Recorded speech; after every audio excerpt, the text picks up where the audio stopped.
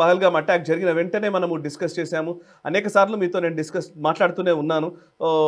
పహల్గామ్ దాడి తర్వాత, పహల్గామ్ దాడికి ముందు అని మీరు మొదట్లో ఫస్ట్ డేనే మీరు ఒక నేరేటివ్ ఫిక్స్ చేశారు. సో ఆ తర్వాత ఏ ఏ అంశాలున్నాయి, ఎలా పాకిస్తాన్‌ని మనము ఇబ్బంది పెట్టవచ్చు, ఎలా మనం పాకిస్తాన్‌ని అష్టదిగ్బంధనం చేయొచ్చు అని మీరు అనేక అంశాలు మీరు చెబుతూ వచ్చారు. యాక్చువల్లీ మీరు చెప్పినవే జరిగాయి. నేను సురేష్ కొచ్చాట్ల గారు కూడా నిన్న అదే అంటున్నారు నాతోటి. గిరిధర్ గారు, మీరు సురేష్ కొచ్చాట్ల గారు మీరిద్దరు చేసినటువంటి ఇంటర్వ్యూలో మీరు ఏవైతే ఫోర్కాస్ట్ చేశారో అవే నిజంగా జరుగుతున్నాయి. ఇండస్ వాటర్ ట్రీటీ గురించి కావచ్చు, కాన్ఫ్లిక్ట్‌ని ఈ ఎస్కలేషన్ పెంచడం కావచ్చు, రకరకాల అంశాలు మీరు డిస్కస్ చేసినవి. సో ఫస్ట్ పాయింట్, ఇవాళ సీజ్ ఫైర్ జరిగింది నిన్ననే. నిజానికి ఈ యుద్ధం ఎంత దూరం వెళ్తుంది అని అందరూ అనుకున్నారు. పీఓజేకే ఆక్యుపై చేస్తారు, లేకపోతే పాకిస్తాన్ 5 ముక్కలు అవుతుంది, ఇంకా అనేక ఆశలు, కోరికలు, లేకపోతే లక్ష్యాలు ఉండవచ్చు భారతీయులకు, ముఖ్యంగా జాతీయవాదులకి. సో అవన్నీ నెరవేరకపోయేసరికి కొంత డిసప్పాయింట్ అయిన వాళ్ళు కూడా ఉన్నారు. సో మీరు జాతీయవాదే, నేను జాతీయవాదినే. మీరు డిసప్పాయింట్ అయ్యారా? ఫస్ట్ అని చెప్పండి. అంటే మొట్టమొదటిది మనం అర్థం చేసుకోవాల్సింది ఏంటంటే, ఈ ఆపరేషన్స్, ఇది యుద్ధం అనకూడదు. మనం చాలా స్పష్టంగా చెప్పాం, ఆపరేషన్ సింధూర్ అని పెట్టాం. దీనికి ఆపరేషన్ చేసాం మనం, యుద్ధం జరగలేదు, మనం డిక్లేర్ చేయలేదు. ఆపరేషన్ సింధూర్ ఏ లక్ష్యాలను మనం నెరవేర్చాలి, దేని లక్ష్యం కోసం అయితే మనం ఈ యొక్క ఆపరేషన్ స్టార్ట్ చేశామో ఆ లక్ష్యాలన్నీ కూడా నెరవేరినాయి. కాబట్టి ఇది ఘన విజయంగా మనం భావించాలి. నేను దీన్ని అబ్సల్యూట్ వండర్ఫుల్ మన విజయం కింద, విక్టరీ కింద నేను భావిస్తాను. మన సైన్యానికి, మన ప్రభుత్వానికి, మోదీ గారికి ఈ యొక్క ఇటువంటి అద్భుతమైనటువంటి రిజల్ట్ తీసుకొచ్చినందుకు వాళ్ళందరూ కూడా మనస్ఫూర్తిగా నేను అభినందిస్తాను. వీళ్ళని సో దీన్ని ఎక్స్ప్లెయిన్ చేస్తాను. డిసప్పాయింట్ అయ్యే వాళ్ళందరూ, సరే నాకు కూడా చాలా ఎక్స్పెక్టేషన్స్ ఉన్నాయి, నీకు ఉన్నాయి. మనం పీఓజేకే వెనక్కి తీసుకోవాలని, మన శారదా పీఠ్కి వెళ్ళి మనం పూజ చేసుకోవాలని ఇటువంటివి మాట్లాడిన వాళ్ళు ఉన్నారు. ఇన్ఫాక్ట్ బలూచిస్తాన్ లో నెక్స్ట్ రాబోయే సంవత్సరంలో మనం బలూచిస్తాన్ లో హింగ్లాజ్ మాత మేళాకి యాత్రకు వెళ్లాలని ట్వీట్లు చేసేవాళ్ళు ఉన్నారు. ఇలా చాలా జరిగింది. కానీ భారత ప్రభుత్వం ఏం చెప్పింది, ఫస్ట్ అది వినాలి. మోదీ గారు ఇచ్చినటువంటి ఫస్ట్ స్టేట్మెంట్ కావచ్చు, పట్నాల్లో ఆయన ఇచ్చినటువంటి స్టేట్మెంట్ కావచ్చు, తర్వాత ఆయన ఇచ్చిన స్టేట్మెంట్స్ కావచ్చు, స్పష్టంగా చెప్పారు ఈ పహల్గామ్ ఘటన ఎవరైతే దీన్ని చేశారో వాళ్ళను సమర్థిస్తున్నటువంటి శక్తులను మేము శిక్షించి తీరుతామని చెప్పారు. ఆయన పదాలు వాడిని చాలా క్లియర్, శిక్షించి తీరుతామన్నారు. శిక్షించారా లేదా ఈరోజు? అదే మనకు ప్రశ్న. కాబట్టి తప్పకుండా శిక్షించాం. కాబట్టి దీంట్లో మనం చూస్తే కనుక పాజిటివ్స్ ఎన్ని ఉన్నాయో, ఈవెన్ సీజ్ ఫైర్ లో కూడా మనకు ఇంగ్లీష్ లో ఒక సామెత ఉంది, what is unsaid is more important than what is said. మరి ఏం చెప్పారో దానికంటే ఏది చెప్పలేదో అది ఇంకా చాలా కీలకం. కాబట్టి ఇవన్నీ కూడా మనం సమగ్రంగా మనం చూసామంటే దీన్ని విశ్లేషించుకుందాం. ఫర్ ఇన్స్టెన్స్ మనం సీజ్ ఫైర్ డిక్లరేషన్ నుంచే మొదలు పెడదాం. సీజ్ ఫైర్ డిక్లరేషన్ లో దానికంటే ముందర డొనాల్డ్ ట్రంప్ ఆల్రెడీ ట్వీట్ చేశాడు. ఆయన మేము వీళ్ళిద్దరి మధ్యలో నేనే చేశాను రాత్రి అని చెప్పి ఆయన ట్వీట్ చేసుకున్నాడు.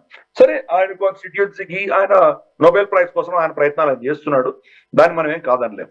రెండవది, అమెరికా ఇంటర్వెన్షన్ జరిగింది కాబట్టే పాకిస్తాన్ వెనక్కి తగ్గిందన్న విషయంలో ఎటువంటి సందేహం ఎవరికి ఉండాల్సిన అవసరం లేదు. కాబట్టి తప్పకుండా మార్కో రూబియో మొట్టమొదటిసారి డైరెక్ట్ గా అసిమ్ మునీర్ కి ఫోన్ చేసిన తర్వాతనే ఈ యొక్క పరిణామం మనం చూస్తున్నాం. షహబాజ్ షరీఫ్ తో మాట్లాడినంత వరకు ఏం జరగలేదు. డైరెక్ట్ గా అసిమ్ మునీర్ కి ఫోన్ తీసి ఫోన్ లో మాట్లాడిన తర్వాతనే వాళ్ళు కాళ్ళబేరానికి వచ్చారు అన్న విషయం మనకు తెలుసు. ప్లస్ విక్రమ్ మిశ్రీ గారు ఇచ్చినటువంటి స్టేట్మెంట్ లో పాకిస్తాన్ డీజీఎంఓ మాకు ఫోన్ చేశారని చెప్పారంటే వాళ్ళ దగ్గర నుంచి ఇనిషియేషన్ వచ్చింది, మేము ఇనిషియేట్ చేయలేదు అన్న విషయం చాలా క్లియర్ గా చెప్పారు. కాబట్టి ఈ యొక్క కాలిబ్రేషన్ చూడాలి. అమెరికా ఒత్తిడి వల్ల వాళ్ళు నొక్కారు కానీ మనం ఏం చేయలేదు అన్న విషయం మనం అర్థం చేసుకోవాలి. ఇంకో చాలా కీలకమైన విషయం ఏంటంటే, విక్రమ్ మిశ్రీ గారు ఇచ్చినటువంటి స్టేట్మెంట్ లో అమెరికా గురించి ఎక్కడ ప్రస్తావన లేదు. ఏమన్నారు, ఇద్దరు డీజీఎంఓలు చర్చించుకున్న తర్వాత కాల్పుల విరమణ మనకు శనివారం సాయంత్రం 5 గంటల నుంచి కాల్పుల విరమణ ఇద్దరు అంగీకరించారు అని స్టేట్మెంట్ ఇచ్చారు. అంటే ఏంటి, మన కన్సిస్టెంట్ స్టాండ్ భారతదేశం ఏంటి, జమ్మూ కాశ్మీర్ విషయంలో కావచ్చు, భారత పాకిస్తాన్ విషయాల్లో మూడవ పార్టీ జోక్యం చేసుకోకూడదు అన్నటువంటి మన స్టాండ్ ఏదైతే ఉందో దాని అక్కడ చూపించాం. మనం అమెరికాని థ్యాంక్ చేస్తూ, డొనాల్డ్ ట్రంప్ ని థ్యాంక్ చేస్తూ ఆ స్టేట్మెంట్ లో మనం ఏదో చెప్పుండొచ్చు కదా, దాని గురించి ఏం చెప్పలేదు. ఇద్దరు డీజీఎంఓలు చర్చించుకున్నారు, వాళ్ళిద్దరు కలిసి నిర్ణయించుకున్నారు అన్నటువంటి మెసేజ్ మనం పంపించాం. సో మన డిప్లొమాటిక్, మన స్టాండ్, మన పాలసీ ఏది ఉందో దాన్ని అక్కడ మనం చూపించాం. మనం ప్లస్ 2 రోజుల తర్వాత అంటే 12వ తారీఖు డీజీఎంఓలు ఇద్దరు కలుస్తారు అని చెప్పారు. ఇక్కడ కూడా ఎక్స్పెక్టేషన్ చాలా క్లియర్ గా ఉండాలి మనకు. డీజీఎంఓలు ఏం చర్చిస్తారు, directorate general of military operations వాళ్ళు. కాబట్టి కాల్పుల విరమణ ఒప్పందం ఎలా ఉండాలి అన్న విషయాలు తప్ప ఇంకేం చర్చించబడు. ఇండస్ వాటర్ ట్రీటీ గురించో లేకపోతే వాళ్ళ ఫ్లైట్స్ మన ఫ్లైట్స్ ఒకరి దేశం మీద నుంచి వెళ్ళకపోవడం వాటి ఇష్యూసో లేకపోతే ఇతరత్ర మనకు ఉన్నటువంటి ప్రోటోకాల్స్ ఏవైతే ఉన్నాయో వాళ్ళ మీద మనం విధించినటువంటి ఆంక్షలు కావచ్చు, మన దౌత్యపరమైనటువంటి సిబ్బందిని తగ్గించడం కావచ్చు, ఇతరత్ర మన షిప్పులు మన ఎయిర్ క్రాఫ్ట్ లో అక్కడ పోవడానికి వీల్లేదు, వాళ్ళు ఇక్కడికి రావడానికి వీల్లేదు, ఇటువంటివన్నీ ఏవైతే మనం స్టెప్ తీసుకున్నామో అవి చర్చకు రావు. ఇది మనం అర్థం చేసుకోవాలి చాలా క్లియర్ గా. ఈవెన్ నార్మల్ గా టెక్నికల్ గా ఏముంటాయంటే లైన్ ఆఫ్ కంట్రోల్ కావచ్చు, ఇంటర్నేషనల్ బార్డర్ కావచ్చు, దీనికి ఎంత దూరం మీరు ఉండాలి, ఎంత దూరం మేము ఉండాలి, మీరు డ్రోన్స్ మీరు అటు నుంచి కనుక మీరు సర్వీలెన్స్ ఏమైనా చేయదలుచుకుంటే ఎంత దూరం వరకు మీ డ్రోన్స్ రావచ్చు, అంతకంటే ముందర వస్తే కనుక దాన్ని షూట్ డౌన్ చేసేటువంటి అధికారం మాకున్నది. ఈ ప్రోటోకాల్స్ అన్ని ఫిక్స్ చేసుకుంటారు. ఎలాగైతే మనం చైనాతో చేసుకున్నామో అటువంటిదే పాకిస్తాన్తో కూడా ఉండబోతుంది. వాళ్ళ డ్రోన్స్ కనుక 100 మీటర్లు 200 మీటర్లకి దాటి వచ్చినాయంటే వాళ్ళ సరిహద్దులో ఉన్నా కానీ మనం షూట్ చేస్తాం దాన్ని. కాబట్టి ఇటువంటివి ప్రోటోకాల్స్ మాత్రమే చర్చలో వస్తాయి. పైపెచ్చు దాంట్లో ఎవరైనా కనుక వాళ్ళలో లోకల్ కమాండర్ ఎవరైనా కనుక దాన్ని ఈ యొక్క ఒప్పందాన్ని ఉల్లంఘిస్తే ప్రోటోకాల్స్ ఏంటి, హాట్ లైన్ తో మాట్లాడుకుంటే మరి వాళ్ళు దాన్ని అక్నాలెడ్జ్ చేస్తారా, వాళ్ళు అక్నాలెడ్జ్ చేయలేదు అవును మా వాడు చేశాడంటే ఒక విషయం, మేము చేయలేదు అని వాడికి చేతి దులిపే ప్రయత్నం చేస్తే మన రెస్పాన్స్ ఎలా ఉండబోతోంది, ఇవన్నీ కూడాను ఆ చర్చలో వస్తాయి. ఇవి తప్ప ఇంకే అంశాలు కూడా చర్చలోకి రావు. అందుకని ఇది అర్థం చేసుకోవాలి మనం.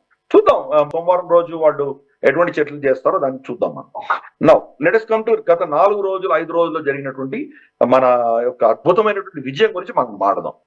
మొట్టమొదటిది ఏంటంటే we call the nuclear bluff. Pakistan మా మీద దాడి చేస్తే మేము న్యూక్లియర్ అటాక్ చేస్తామన్న దాన్ని మనం కంప్లీట్ గా తిరస్కరించాం. మనం న్యూక్లియర్ అటాక్ కూడా సిద్ధమై వెళ్ళాం వాళ్ళ దగ్గరికి. ఇన్ఫాక్ట్ మన ప్రజలతో కూడా డ్రిల్స్ చేయడం మొదలు పెట్టాం మనం. కాబట్టి ఎటువంటి పరిణామం వచ్చినా దానికి సిద్ధంగా ఉన్నామన్నటువంటి ఒక మెసేజ్ పంపించేసరికి నువ్వు మమ్మల్ని బ్లాక్ మెయిల్ చేయలేవు, నీ దగ్గర న్యూక్లియర్ అటాక్ ఉంది, పావు కిలో బాంబు ఉంది, అవి పడితే ఒక హిందువులు మాత్రమే చేస్తారు, ఇటువంటి చెత్త నేరేటివ్ అంతా మేము ఈసారి యాక్సెప్ట్ చేయము, మమ్మల్ని బెదిరించడం మానేయి, మీ దగ్గర ఉంటూ మా దగ్గర కూడా ఉన్నాయి, కాబట్టి న్యూక్లియర్ థ్రెట్ అనేది నువ్వు ఫస్ట్ ఆపు అనేది మనం సక్సీడ్ అయ్యాం. రేపటి రోజు ఏ మొహం పెట్టుకుని వాడు మనల్ని న్యూక్లియర్ థ్రెట్ ఇవ్వగలడు. ఈ రోజు అక్కడి నుంచి ఫైర్ చేసిన మిసైల్స్ కానీ డ్రోన్స్ కానీ అన్ని షూట్ డౌన్ చేసాం మనం.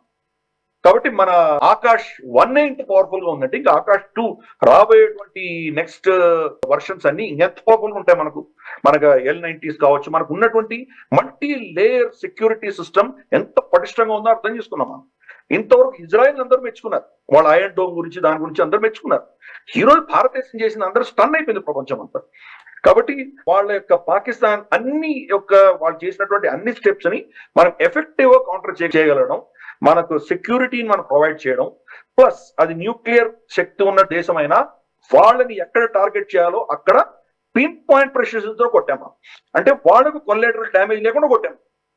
వాళ్ళు ఊరికే మన మీద బాంబులు వేశారు. అన్ఫార్చునేట్ గా మనం చాలా మంది మన సివిలియన్స్ చనిపోయారు. రజౌరీలో ఫర్ ఇన్స్టెన్స్ 17 మంది చనిపోయారు. నిన్న ఒక అడ్మినిస్ట్రేటివ్ ఆఫీసర్ ఒక ఆయన చనిపోయారు. పూంచ్లో 16 మంది చనిపోయారు. సో ఇటువంటిది వాళ్ళు అంటే ఇర్రెస్పాన్సిబుల్ గా మన మీద బాంబులు వేశారు. కాల్పుల ఉల్లంఘనలో వాళ్ళు చేసినటువంటి దానివల్ల మనకు కొంత డ్యామేజ్ అయ్యింది. అంతేగాని మనకు ఓవర్ చేసే ప్రొజెక్టైల్స్ అన్నిటి మనం ఆపగలిగినాం. ఈవెన్ బార్డర్ లో కూడాను మన మీద చేసినటువంటి హెవీ క్యాలిబర్ ఫైరింగ్ కూడా మనం చాలా సక్సెస్ఫుల్ గా కొట్టాం.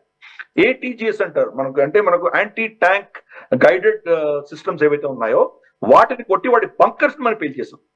కాబట్టి చాలా వాడికి ఎంత నొప్పి కలిగించాలో అంత నొప్పి కలిగించగలం. కాబట్టి అది ఒక సెక్యూరిటీ వలయం అనేది మనం ప్రూవ్ చేసాం. నెక్స్ట్ పాయింట్ ఏంటంటే మనం పాకిస్తాన్ లోకి వెళ్ళి మనం కొట్టగలిగాం.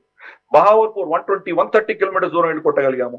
మిగతావన్నీ కూడా 80-90 కిలోమీటర్స్ ఆ ప్రాంతాలన్నీ కూడా అంత లోపలికి వెళ్ళి కొట్టగలిగాం. ఎక్కడి నుంచి మన సరిహద్దు దాటకుండా కొట్టాం మనం. అది కూడా ఏంటి, ఏదో మనం బాంబు వేసామంటే అది పడిందంటే అంత బిల్డింగ్ అంతా నాశనం అయిపోయి చుట్టుపక్కల ఉన్న ఇండ్లు కూడా ధ్వంసమై అటువంటిది ఏం జరగలేదు. పిన్ పాయింట్ ప్రెసిషన్ తో కొట్టాం. ఇన్ఫాక్ట్ బహావల్పూర్ లో జరిగినటువంటి దాడి చూసామంటే నిజంగా మనం మన ఎయిర్ ఫోర్స్ ని ఎంత అప్రిషియేట్ చేయాలో మనకు అర్థం కాదు. అక్కడ ఉన్నటువంటి 5 గుంబట్లు ఉన్నాయి. 3 గుంబట్ల నుంచి ఆ బాంబు లోపలికి వెళ్ళి పేలాయి. అంటే ఎంత ప్రెసిషన్ తో కొట్టాం మనం. మిగతా కోర్ట్ యార్డ్ పైన ఉన్నటువంటి బయట ఉన్నటువంటి నమాజ్ చేసుకున్నటువంటి యార్డ్ డ్యామేజ్ అవ్వలేదు. ఎందుకంటే ఏమీ లేదు, అక్కడ ఉత్త మైదానమే, దాని మీద బాంబు పడలేదు. పడింది సరిగ్గా ఆ 3 గుంబట్ల నుంచి లోపలికి డెటర్నేట్ అయ్యి 2 ఫ్లోర్లు మొత్తం ధ్వంసమైనాయి. దాంట్లోనే చనిపోయారు మసూద్ అజర్, కుటుంబం 10 మంది చనిపోవడం ఇవన్నీ చేశారు. అంటే ఎంత ప్రొఫెషనలిజం, ఎంత పర్ఫెక్ట్ యాక్యురసీతో కొట్టాం. ఇంతవరకు మన ఇజ్రాయెల్ గురించి మనం కాదని చెప్పుకునేవాడు, వాళ్ళు ఎంత అద్భుతంగా కొట్టారని.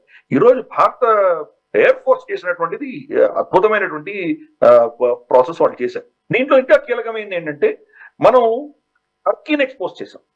టర్కీ మిసైల్స్ మా మీద షూట్ చేశారు అని చెప్పాం. అలాగే చైనా పేరు ఎత్తలేదు, కానీ చైనా యొక్క HQ-9 ఏదైతే వాళ్ళ యాంటీ ఎయిర్ డిఫెన్స్ సిస్టమ్స్ ఏవి ఉన్నాయో వాటిని ధ్వంసం చేయగలిగాం. మనం ఇన్ని వాళ్ళ మీద కొడుతుంటే వాళ్ళు బహుశా కొన్ని మన డ్రోన్స్ మీద వాళ్ళు ఆకుండొచ్చు, నేను కాదనట్లేదు. కానీ ఎఫెక్టివ్ గా వాళ్ళ ఊర్లలో వాళ్ళ మోస్ట్ ఇంపార్టెంట్ టార్గెట్స్ మనం కొట్టగలిగాం. ఈరోజు పొద్దునైతే కనుక కనీసం అంటే 4-5 ఎయిర్పోర్ట్స్ ని వాళ్ళ ఫైటర్ జెట్స్, వాళ్ళ ఎయిర్ ఫోర్స్ కి సంబంధించినటువంటి రన్వేస్, వాళ్ళ బంకర్స్ ని, వాటి యొక్క కమాండ్ కంట్రోల్ స్ట్రక్చర్స్ ని, వీటిని మనం టార్గెట్ చేసాం. మనం అన్నిటికంటే అవమానకరమైంది ఏంటంటే మనకు రావల్పిండి, సర్గోదా ఎక్కడి నుంచి అయితే వాళ్ళు మన మీద న్యూక్లియర్ అటాక్ చేయడానికి వాళ్ళ F-16 టేక్ ఆఫ్ అవుతాయో దానిని ధ్వంసం చేసాం మనం. సో కాబట్టి మిలిటరీ పరంగా చూస్తే కనుక వాడి యొక్క డిఫెన్సెస్ ఏమీ లేవు అని స్పష్టంగా మనం ప్రూవ్ చేయగలిగాం. రేపు మన మీద ఈవెన్ న్యూక్లియర్ అటాక్ చేస్తే కూడా దాన్ని కూడా మనం కౌంటర్ చేయగలం. మనం ఆఫ్టర్ ఆల్ ఢిల్లీ మీద ఒక పటాఫ్ అన్నటువంటి మిసైల్ ఫైర్ చేశాడు, దాన్ని మనం హర్యానాలో సిర్సాలోనే మనం ఆపేశాం దాన్ని. కాబట్టి ఈవెన్ వాడు న్యూక్లియర్ అటాక్ చేసినా కానీ కూడా దాన్ని మనం ఆపగలిగిన శక్తి మనకు ఉన్నది డెమాన్స్ట్రేట్ చేశాం. పైపెచ్చు వాడికి ఉన్నటువంటి సమర్థన ఇస్తున్నటువంటి టర్కీ, చైనాని ఇద్దరిని ఎక్స్పోజ్ చేశాం మనం. కాబట్టి ఎన్ని యాంగిల్స్ మనం చూడొచ్చు, మనం అచీవ్ చేసింది ఇంత అంతా కాదు. కాబట్టి ఇది చైనాకు, టర్కీ కూడా మెసేజ్ వెళ్తాం, మీరు వాడికి ఎంత సాయం చేసినా మనం దానికంటే ఒక మెట్టు పైన ఉన్నాము అని చెప్పేసి మనం వాళ్లకు ఒక మెసేజ్ ఇస్తున్నాం మనం. సో ఎన్ని యాంగిల్స్ లో మనం అచీవ్ చేయగలిగాం. ఇంకా కీలకమైనది ఏంటంటే దీంట్లో మనం కొట్టిన ఊర్లు, ప్రాంతాలు అన్ని కూడాను పాకిస్తానీ పంజాబ్ లోనే ఉన్నాయి. సింధులో కొట్టలేదు మనం, హైదరాబాదు, ఇతరత్ర మనకు తర్బేలా, మనకు కరాచీలో కొట్టారని చెప్పేసి ఇది కొట్టారా కొట్టలేదా అని చాలా డిస్కషన్స్ నడుస్తున్నాయి. బట్ అది కూడా మిలిటరీ టార్గెట్ ఏదో తగిలిందని అంటారు, కానీ ఈ మీద ఏం మనం కొట్టలేదు. పెషావర్ లో కూడా ఓన్లీ వాళ్ళ రన్వేనో వాళ్ళ ఎయిర్పోర్ట్ సంబంధించి ఏదో కొట్టాం మనం. ఖైబర్ పఖ్తూన్ఖా కానీ, బలూచిస్తాన్ కానీ, ఎస్పెషల్లీ బలూచిస్తాన్ లో ఒక్క అటాక్ కూడా జరగదు. తర్వాత మనకు సింధ్ లో కానీ ఇక్కడెక్కడ మనం వాళ్ళని అటాక్ చేయలేదు, కానీ ఒక పంజాబ్ లో మాత్రమే కొట్టాం. అంటే దాని అర్థం ఏంటి, మనకు ఈ యొక్క ఘటన, పహల్గాం ఘటనకు వెనకాల ఉన్నది పాకిస్తానీ పంజాబీ సున్నీ ముస్లిమ్స్ అని మనం నిర్ధారించి, అసీం మునీర్ అక్కడి నుంచి వచ్చాడు కాబట్టి పాకిస్తానీ సున్నీ ముస్లిం పంజాబీలనే మనం శిక్షించాం. మనం ఏ ఊరు కూడా సురక్షితంగా లేకుండా కొట్టాం మనం. లాహోర్, ఇస్లామాబాద్, రావల్పిండి, బహావల్పూర్, సియాల్కోట్, మొత్తం వాళ్ళ పంజాబ్ ప్రావిన్స్ అంతా కూడా మనం కొట్టాం మనం. ఎవరు సురక్షితంగా లేరు. ఈవెన్ ఒక ఏమంటారంటే ఒక విధమైనటువంటి టాక్టికల్ గా ఊరికే వాడికి బెదిరించడానికి షాబాజ్ షరీఫ్ ఇంటి ముందర మనం బాంబు వేసాం. ఇంట్లో కొట్టలేదు, అతన్ని టార్గెట్ చేయలేదు, ఇంటి ముందర బాంబే చూపించాం, తరుచుకుంటే నిన్ను కూడా కొట్టచ్చు అని చెప్పి ఒక మెసేజ్ పంపించాం మనం. బంకర్లు తీసుకొని పెట్టుకోవాల్సి వచ్చిన పరిస్థితి. కాబట్టి వాళ్ళ అహంకారాన్ని, అంటే పాకిస్తానీ సున్నీ ముస్లిం పంజాబీ యొక్క అహంకారాన్ని దెబ్బకొట్టాం మనం. అది ఈ గతంలో ఏం చేసేవాడంటే వాడు ఫేక్ న్యూస్ నడిపించి వాడు ఇవన్నీ చేస్తూ ఉండేవాడు. ఈ రోజు వాడు చేసిన ప్రతి ఫేక్ న్యూస్ ని ఆధారాలతో సహా మనం ఎక్స్పోజ్ చేసుకుంటూ వెళ్ళి మొహం ఎక్కడా దాచిపెట్టుకోలేనటువంటి పరిస్థితిలో వాడిని తీసుకొచ్చి వదిలిపెట్టాము. కాబట్టి ఇది ఒక అద్భుతమైనటువంటి అచీవ్మెంట్. ఇంత అంతా కాదు, సరే మనకు అన్ని కావాలి, మనకు ఏదొద్దు, ఆఫ్ఘనిస్తాన్ కూడా అఖండ భారతంలో చేరాలి. సో ఈ మన కోరికలు బాగానే ఉంటాయి, కానీ ప్రభుత్వం ఏ లక్ష్యం ముందర పెట్టుకొని వాళ్ళు వెళ్ళారో ఆ లక్ష్యం కంటే కూడా చాలా ఎక్కువ మనం అచీవ్ చేసాం. ఈ యొక్క ఆపరేషన్స్ లో కూడా ప్రతిరోజు మనం చెప్తోంది ఏంటంటే నాన్ ఎస్కలేటరీ ఇన్ నేచర్ అని చెప్తున్నాం. అంటే నెక్స్ట్ స్టెప్ మీరు చేయదలుచుకోలేదు, మీరు చేశారు కాబట్టి మేము రెస్పాన్స్ ఇచ్చి ఊరుకున్నాము, ప్రొఫెషనల్ గా ఓన్లీ టార్గెటెడ్ హిట్స్ చేసాము, ఇప్పుడు ఊరుకుంటున్నాము అంటున్నాం. వాడు ఎస్కలేట్ చేస్తే మళ్ళీ మనం ఎస్కలేట్ చేస్తున్నాం. అంటే మేము తగ్గేదే లేదు అనేటువంటి మెసేజ్ ఇచ్చాం మనం. లాస్ట్ వాడు కాల్పుల విరమణ ఒప్పందానికి ఎందుకు వచ్చాడు వాడు, ఎప్పుడు వచ్చాడు వాడు, మనము వాళ్ళ ఎయిర్ బేసెస్ ని, వాళ్ళ రన్వేస్ ని, వాళ్ళ ఎయిర్ ఫోర్స్ అసెట్స్ ని ధ్వంసం చేసిన తర్వాత యాక్చువల్ గా అయితే వాడు మన మీద రిటాలియేట్ చేయాలి, మన ఎయిర్ ఫోర్స్ మీద దాని మీద ధ్వంసం చేయాలి, చేయలేదే, కాళ్ళబేరానికి వచ్చాడు. అంటే లాస్ట్ యాక్షన్ మనమే చేసాం, వాడికి ఆ ఛాన్స్ ఇవ్వలేదు. వాడు కనుక కొట్టు బండి కొట్టుండే వాళ్ళ. ఇప్పుడు కరెక్ట్. కాబట్టి ఎన్ని యాంగిల్స్ చూసినా గానీ కూడా ఇది ఒక ఘన విజయం కింద మనం పరిగణించాలి. ఈ వీడియో మీకు నచ్చినట్టయితే లైక్ చేయండి, 10 మందికి షేర్ చేయండి, అలాగే కామెంట్ల రూపంలో మీ అభిప్రాయాలను మాతో పంచుకోండి. Nationalist hub group of channels ను సబ్స్క్రైబ్ చేసుకుని తెలుగునాట జాతీయవాద జర్నలిజాన్ని ప్రోత్సహించండి. ఈ వీడియో కింద ఉన్న బెల్ ఐకాన్ పై క్లిక్ చేయడం మర్చిపోవద్దు.